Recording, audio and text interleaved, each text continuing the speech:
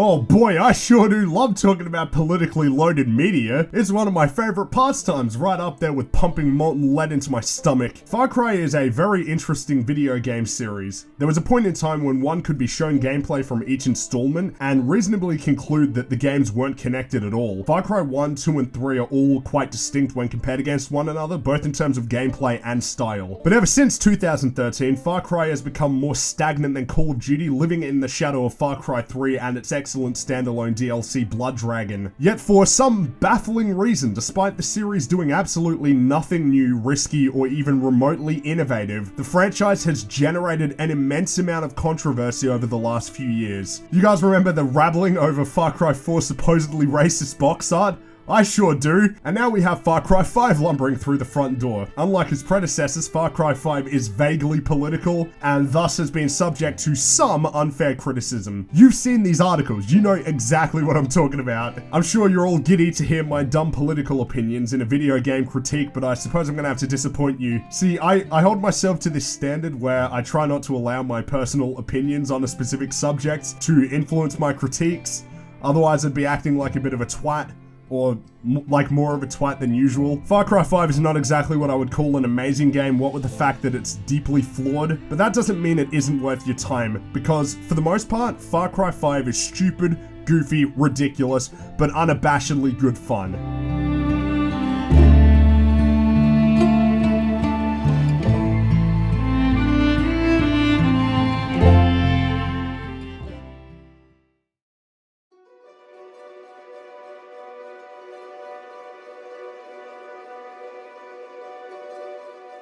Far Cry 5 is one of the best looking games I've ever played. Though the character models are simply average when measured against other recent titles, every other aspect of the game's visuals are exceptionally well realized. Weapons, animals, and vehicles are rendered with precise detail, and the quality of the animation is super high. Even more impressive is the world itself. Far Cry 5's rendition of rural Montana is perhaps the most visually spectacular open world ever crafted. It's vibrant, densely detailed, and at times simply amazing to gaze at. I'm somewhat biased on this subject since I have a fondness for the landscape of the Pacific Northwest, but I think anybody can agree that this is a great setting and that Ubisoft Montreal did a superb job bringing it to life. But what about them tunes? Blood Dragon soundtrack is undeniably the best of the series. It's one of the best video game scores, period. Now Far Cry 5 had no chance of clearing this bar, absolutely none, but its efforts are certainly commendable. The main theme is fantastic, as are most of the ambient tracks, and even the action compositions are fun to listen to, blending strings and electronic music to great effect. This is where my praise for the non-gameplay aspects of Far Cry 5 ends, because the story... oh boy! Spoilers are plenty from here on out. If you don't wish to know about the plot or the ending, skip to the gameplay section of the critique. But remember that if you do that, you're missing out on the whole experience, and knowing that will haunt you for years.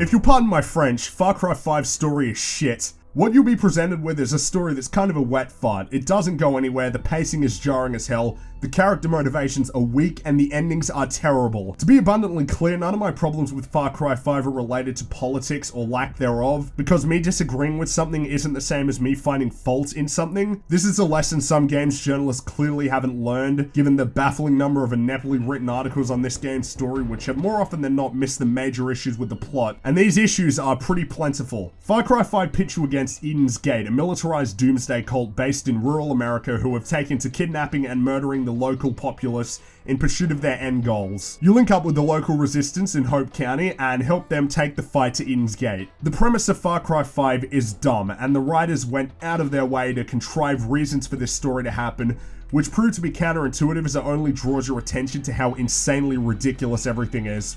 Stories don't need to be realistic to be believable. If that wasn't the case, genres like science fiction and fantasy simply wouldn't work. Provided that the story seems plausible in the context of the world being presented, you can take it seriously. Unless it's absolute insanity that's not meant to be taken seriously, in which case the writer can get away with a lot. Think South Park, though even absurdist comedy needs to adhere to certain rules. This is called your suspension of disbelief. It's not something you can consciously control. Either it's there or it isn't. Far Cry 5 would have been better served not directly addressing the reason why the National Guard haven't steamrolled Eden's Gate, because once that fucking shit was hand-waved away, My suspension of disbelief snapped and never recovered. You, a Hope County deputy, along with 3 other compatriots and a federal US Marshal, head to the main compound of Eden's Gate to deliver a federal arrest warrant. You know, it's the kind of thing that can only be granted by a judge in a courtroom. Am I to believe that there was no bailiff or court stenographer present? People outside of Hope County know about the cult, know about the arrest warrant, and know about the people being sent to serve it. That is established in the opening scene, as much as the game would prefer for you to ignore that. The dispatch officer being loyal to the cult makes no difference here. The 5 people sent to arrest Joseph Seed didn't return, including a federal US Marshal who doesn't live in Hope County and presumably has friends and relatives who know of him who might be perturbed by the fact that he hasn't returned home for literally weeks. This game takes place over the course of weeks, not days. If the game didn't directly address this, I'd find the premise a lot easier to take seriously, but they did address it. You can't do that and then tell me not to think about it, because I am now, and once that happens, my mind is gonna run wild. Am I to believe that nobody has managed to flee from the county? Not one? You're telling me the entire border is guarded? Nobody managed to slip out by foot or by vehicle? That seems impossible. Some of your buddies have access to planes and don't deem it wise to simply fly to the next county over. Nobody has a satellite phone or access to a telegram. What's that? They're jamming your radio signals. Oh, okay, so you're just shit out of luck. I guess the thought never crossed your mind to send out a carrier pigeon. And doesn't it seem statistically inevitable that at least one resident of Hope County has a relative who doesn't live there, who might be a little worried about not hearing a thing from them in months? Okay, I've been harping on the damn premise for too long. Let's talk about the actual plot and how messy it is. The plot of Far Cry 5 is about as bare bones as they come. Save the county. That's your objective, and there's nothing else beyond that, because the player character isn't a character. They're a blank slate. They don't have any personal motivations beyond surviving, which is such a basic and default motivation that it doesn't even warrant any discussion. Having a blank slate as a lead character in this type of narrative is bad for a lot of reasons, but we'll get to that. Let's move on to the villains, who are clearly the main selling point for Far Cry games at this point. The antagonists of Far Cry 5 are the Seed family, the leaders of Eden's Gate. At the cult's head is Joseph Seed, a man who believes himself to be something of a surrogate for God, in that it's his responsibility to save humanity from the collapse, which is essentially the end of the world. Each additional member of the Seed family controls one of the 3 regions of Hope County. There's John, Jacob, and Faith, and you will see all of these characters a lot because Far Cry 5 rather jarringly interrupts the gameplay whenever it wants to force you into a cutscene with these idiots. There was one instance when I was flying a helicopter, and as soon as I got somewhat close to the ground, I was shot by an arrow and transported directly to a cutscene, because it's story time now. Who cares about that mission you were trying to finish? Yet even with this forced screen time, none of these villains were even remotely interesting. You've got fucking Yes Man, the Darwinist veteran, and Drug Lady. They're all one note because they have one defining characteristic, a characteristic which is beaten into the ground each time you meet them.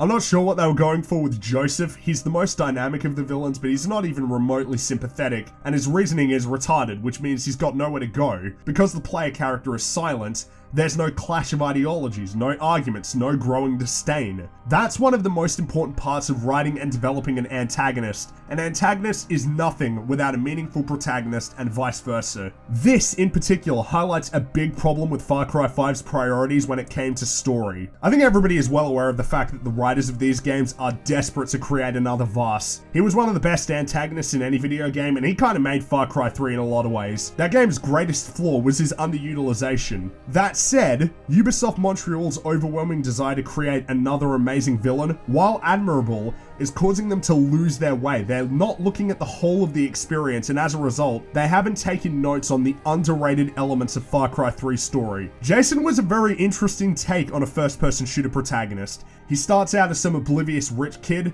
and progressively turns into a bloodthirsty psychopath over the course of the game. This evolution bleeds directly into the skills you acquire as well as the plot itself. Few shooters directly explore this theme about the sort of emotional and mental toll that it takes to be put into a life or death situation, and not only adapting to it, but embracing it. You take that out, and Far Cry 3 overall isn't as great. He's actually a pretty good protagonist. In Far Cry 4, you play as a guy whose name I often forget, AJ, I think it was. He had the depth of a sheet of paper and the personality of a glass of piss. He wasn't a good protagonist at all, but at least he was a character. Now you play as a deputy with no name and no voice. He or she is a silent protagonist. This is much worse if you ask me. We've long since moved past the days of silent protagonists protagonist, particularly in games with lots of cutscenes and dialogue. Samus doesn't need to talk because there's nobody to talk to in Metroid games, but when virtually everybody around you won't shut up, the player character's silence becomes jarring. It only really works if it's played up for laughs like in the South Park RPGs or in the case of a platformer where no dialogue is required. If you plan to tell a story with dialogue, it's generally best to have the protagonist say at least something on occasion.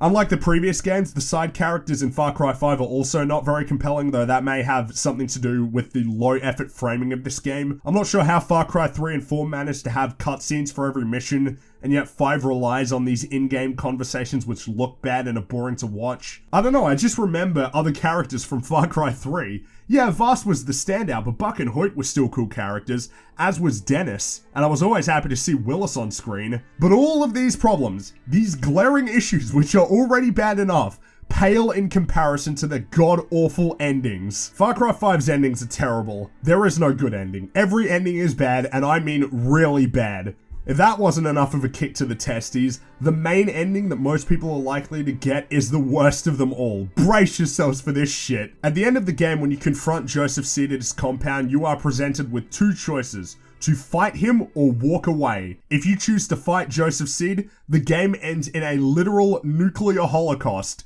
Everybody dies except for you and old Joe. The end. Fuck you. If you choose to walk away, there's a tiny sliver of hope that you'll get the National Guard to step in, but then it's heavily implied that the deputy loses his mind and kills all his friends after hearing the trigger song Jacob implanted in him. Also a bad ending. If you choose to walk away at the very beginning of the game, you're provided with a "I should have listened to the villain" ending, albeit one which is far more poorly executed than the secret ending of Far Cry 4. The player character walks away, and Eden's Gate continues to exist and mercilessly slaughter people. What the fucking fuck? Everything you do in this game is for nothing. Nothing matters. It was all pointless. Why did I even play this game if everything I did amounted to nothing? Either I walk away and the villains don't receive their comeuppance, or I follow through and try to take down the bad guy, and then the world ends and everybody I met throughout the game is dead. I spent a while thinking about this ending and why it left me sour about the whole experience. I was attempting to ascertain if I simply disagreed with the content of the endings or if they were bad by any measurable standards.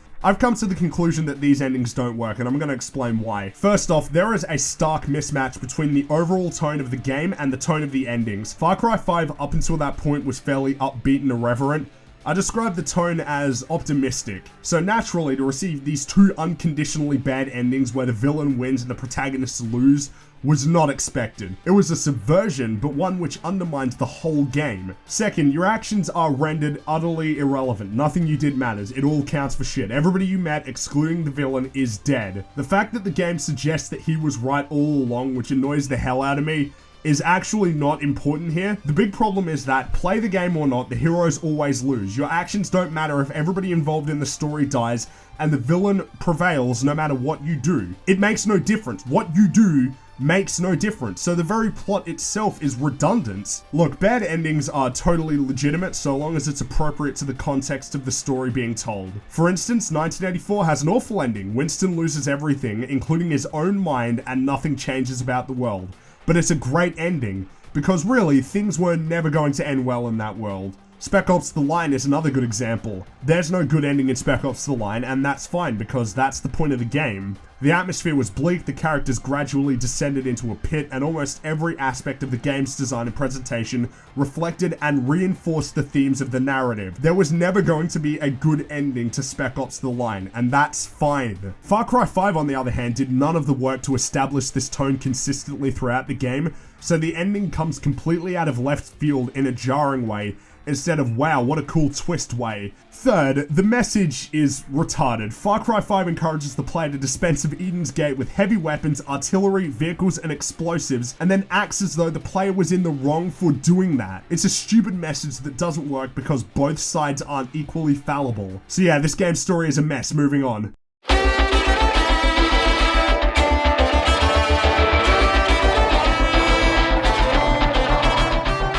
Far Cry 5 is a Ubisoft open-world sandbox game. The thought which immediately came into your mind right there is correct. Your judgment is accurate. Even if you haven't played the game, you almost certainly came to some accurate conclusions about it. This game is very much like the games which came before it. that could be both a good thing and a bad thing. Where exactly you fall on that spectrum depends on what you thought of the last few Far Cry games. To put it simply, if you didn't like Far Cry 3 and 4, or you've been coming down with a serious case of franchise fatigue, then Far Cry 5 isn't the game for you, because it's very much Far Cry 3 again, but with a worse story. Look, that's not to say that Far Cry 4 doesn't ditch some of the trappings of its predecessors. You don't have to climb radio towers anymore. You don't have to liberate... Oh, no, wait. Yep, that's still a big part of it. Oh, that's right. This game has newly introduced stealth In case you haven't noticed, I'm being very facetious. Far Cry 5 is a derivative sequel, but it is different more so than 4 was in comparison to 3. Much of this can be attributed to the game's new mission structure and some other newly introduced elements. Unlike the previous Far Cry games, Far Cry 5 is much more open-ended in that every region of the world can be explored fully from the start, and you can choose which region you want to liberate first. There's nothing keeping you in a single region either if you feel like a change of scenery. This game tries to force you into the Holland Valley at first, but you don't have to, and that was a nice touch I appreciated during my second playthrough. This freedom obviously hurt the story, since every cutscene had to be written knowing that not everybody would receive them in the same sequential order, but the story sucks anyway, so let's not get bogged down in that. The order in which you complete missions is also entirely up to you, and excluding the mandatory story missions featuring the villains, you can approach the other story missions at your leisure. Story progression is tied to activities which gain you reputation. This reputation builds the resistance in certain regions, so it's entirely possible to spend hours doing side activities and still build towards the main objectives. It's not uncommon to have half a dozen story missions running at the same time, and if you're exploring the world thoroughly, your log will constantly be brimming with tasks to complete. It never feels like there isn't something to be done in Far Cry 5. Of course, the quality of the game's content is a lot more important than simply how much of it there is, and in the case of Far Cry 5, the amount of fun I was having varied quite wildly for several reasons we're going to have to spend some time discussing. Let's start with the map and the overall level design. Hope County is not only a beautiful location, but also an incredibly diverse one. Each region feels distinct, likely because of the different topography between each area of the map. Holland Valley is the flattest region, which makes it the easiest to traverse by car, truck, or quad bike. The Whitetail Mountains are much harder to get around, with only the road serving as a viable means of traveling by land. I tried cutting through the woods many times, and it never ended well. Going by foot was often interesting, as there was a lot of specifically crafted climbing paths, which I absolutely adored. In terms of getting around efficiently, I found that helicopters proved to be the most useful. The Henbane River contains a lot of waterways, which you'd think would encourage taking advantage of the many boats available in the game. Once you've got access to helicopters, it's not really worth it, and even the helicopters are rendered somewhat redundant when you unlock the airdrop, which allows you to fast travel into the skies and use your wingsuit to glide wherever you want. Seriously, once you get the airdrop, there's no point in using any of the vehicles anymore. Now, while the open world itself is well crafted, there are a fair number of linear combat zones in this game. These are the worst parts of the game, as they completely betray the overarching design philosophy of Far Cry 5, and they're just so boring. Despite often being the locations of the climactic story missions for each region that you liberate, sometimes this game can get linear as hell, and those are the real low points. Now that I think about it, this is somewhat tethered to another problem I noticed. The enemy encounter design in this game runs the gambit from decent to terrible. This is something that becomes pronounced when playing on hard difficulty. Sometimes you'll spawn next to a flammable object and start getting fired upon immediately. Sometimes you're funneled through a single door and forced to fight heavily armored bad guys with light machine guns. Sometimes the distances between you and your foes are so large that you can only try to pick enemies off from a distance, even though the snipers have pinpoint accuracy. Sometimes you'll be killed by an animal you didn't see that spawned behind you. Now that I think about it, the frequent clashing of different elements of the open world during actual missions is a common occurrence. The most recurring example being enemies you're supposed to attack who've already begun engaging in combat with NPCs, which means you actually can't do a stealth approach. Pretty bad if you're trying to liberate an outpost without being detected, which you're going to want to try and do since you earn more cash that way. And then there's the times when you're shot at while talking to an NPC, or when an NPC's dialogue cuts out because they think combat's just been triggered. This should never happen. It's annoying as hell. Oftentimes, the clashing of open world elements creates an exciting and organic experience, but it also occasionally makes the game feel kind of sloppily put together. Like there's a mismatch between the conflicting design philosophies. It's always cool to be in the middle of a shootout when a black bear strolls out of the nearby forest and begins attacking enemies, or when friendly NPCs drive in and start helping you in a fight, but it's noticeably less cool when you're walking up to an outpost, get spotted by an airplane you can't take down because you don't have an RPG equipped, and now you're stuffed. It's a good thing then that the gunplay itself is inherently fun. I can't say there's a great amount of depth to the combat on its own given the slim enemy variety, but what's provided is a vast arsenal that's fun to play around with and mechanics that are punchy and sharp and precise. Pistols, shotguns, assault rifles, SMGs and snipers are all accounted for, but the weapons which are most obviously the fun to use are the special weapons. Flamethrowers, rocket launchers, bows, and this really cool alien weapon you can unlock after completing a certain side mission. These weapons can be modified extensively, and since a lot of the assault rifles have multiple modes of fire, you can take a standard ACR and effectively turn it into a long-range semi-automatic rifle if you so choose. I don't think the weapon system overall is flawless. Suppressors don't have any negative effect on your weapon stats, and given the clear advantages of having a silent weapon, there's no justifiable reason not to get a suppressor. It also takes a fair while to unlock 4 weapon slots, so during the first few hours you're going to be stuck with only 2 weapons. In a game like this, 4 weapons should be the default because that's the most fun way to play with the game's mechanics. Speaking of unlocks, the progression system is a key component of Far Cry 5, as much of what you can do in this game is unlocked through this system. Abilities are unlocked using perk points, which are gained by playing the game and completing specific challenges. It very much encourages doing everything the game has to offer, since perks can be unlocked through hunting or using specific weapons among other things. This is no complex RPG class progression system. This is a skill tree, and like most skill trees, it's not very deep. Some of the things you unlock are new abilities, and others are simply stat boosts. And thus, there is an order to which you will invariably unlock things. Certain abilities are better than others, that's just a given. You'll want the wingsuit. You'll want extra health. You'll want additional weapon slots. You'll want the ability to purchase different ammo types like incendiary or explosive arrows. Conversely, there's no point in upgrading your guns for hire beyond being able to have 2 of them with you at a time, because it's not much of a punishment to be unable to use one of your guys for 20 minutes when you've got potentially 8 more at your disposal. Oh yeah, let's talk about the guns for hire system. I worked really hard on these segues, be impressed. The guns for hire system is interesting in that it's both good and bad. There's not much incentive to hire random NPCs you encounter and have them fight alongside you because they don't have valuable skills. I mean, they do have skills, but I never found them to be very valuable. They also don't follow you around indefinitely, so you'll likely forget about them entirely. I don't see the point in their inclusion. The specialists you can unlock as guns for hire are a lot better because they're just that. Unique. All the guns for hire have vastly different skills and utilities, and no matter what circumstances you're in, be it a stealthy takeover an outpost or a full-blown firefight, there's always a suitable character to have by your side. Cheeseburger is the best because he's a goddamn grizzly bear. Boomer is a great lad who's still ammo, cash, and weapons for you during battles, and Peaches is a badass when it comes to doing a stealth approach. The humans aren't too bad either. Jess Black is certainly one of my favorites. She's great for stealth and also super proficient in combat with her bow. The same can be said for Grace Armstrong. She's a pinpoint accurate sniper from a distance, which means you don't often have to worry about her going down and needing a revive. Some of the guns for hire are not as useful. Ironically, these are the ones you'd expect to be the most helpful. Adelaide Drubman flies around in this awesome helicopter with mounted machine guns, but it's like Black Hawk Down within a minute of her showing up a lot of the time. The only good thing about having her as a gun for hire is the fact that you can fly her helicopter. Nick Rye is also a guy I eventually forgot about. He'll fly around in his plane and strafe targets, but even that's not especially helpful because there's inevitably some downtime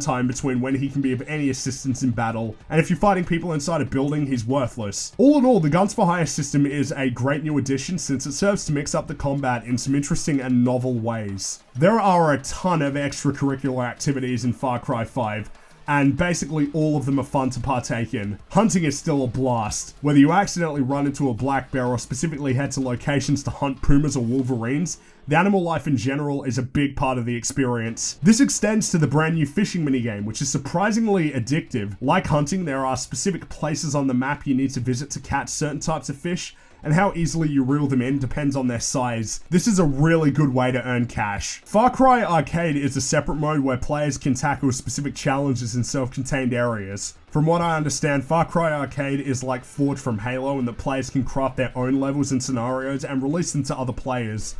This is a great inclusion. Allowing players to create new experiences is a good thing. I'm interested in seeing how the mode evolves over the coming months. Okay, now I'm going to complain about the little shit. Bear with me. You can customize your character. I don't get the point in this. You can't see your character when you play. So why would anybody forego new weapon mods in favor of cosmetics you can't see or appreciate? Yeah, I get it, it's for co-op, but I would be surprised if most players didn't go through this game on their own, unless I'm just exceedingly lonely. I did mess around with co-op briefly, and it's as you would expect. Co-op is always a bit of fun, but it's not really a necessary part of the game. You don't have to work together in ways beyond shoot the bad guys, so it's not worth discussing that much in my view. I'm sure some will get a lot of fun out of going through the game with their buddy, but it's not a must-do part of the game. I can't say you're missing out on a lot if you don't have anybody to play the game with. Here's something else that bugged me. You can't have multiple saves. Why? I mean, why is this? What's the reason for this? As many of you know, I play games at least twice before critiquing them, and in order to replay Far Cry 5, I had to delete my original save, which was mildly annoying. Okay, that's enough, you get the point. Far Cry 5 is a big game. It'll take you roughly 10 to 15 hours to complete the main storyline,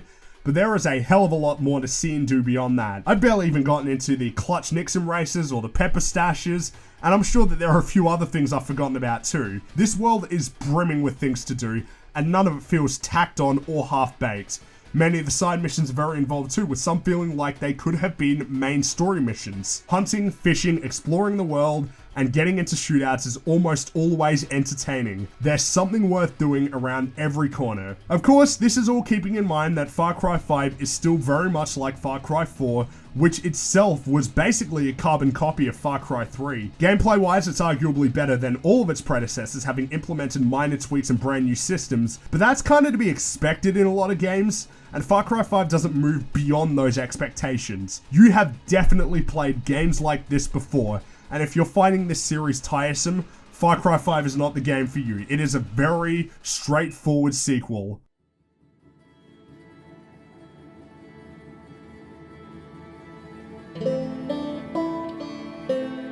Far Cry 5 is stupid fun, and that's about all it is. Provided one's able to switch off their brain and take the game for what it's trying to be a lot of the time, there's a ton of fun to be had romping around Hope County and blowing stuff up. This game is a bit of a mess, in more ways than one. Many of its elements clash and there seems to be a lacking overall vision. Many different parts of the game pull in opposite directions, and when that happens, Far Cry 5's flaws become more pronounced. The story is bad, the tone is wildly inconsistent, the writing is kinda poor, the quality of the mission design fluctuates quite significantly, and the developers can't seem to decide on whether this is supposed to be a linear experience or a completely open-ended adventure. When the game settles on allowing the player to mess around in the sandbox and go nuts, it's a blast, and thankfully, that's what Far Cry 5 is most of the time. An exciting, bonkers adrenaline ride where the player can go nuts in a beautifully rendered, detailed, and dense open world.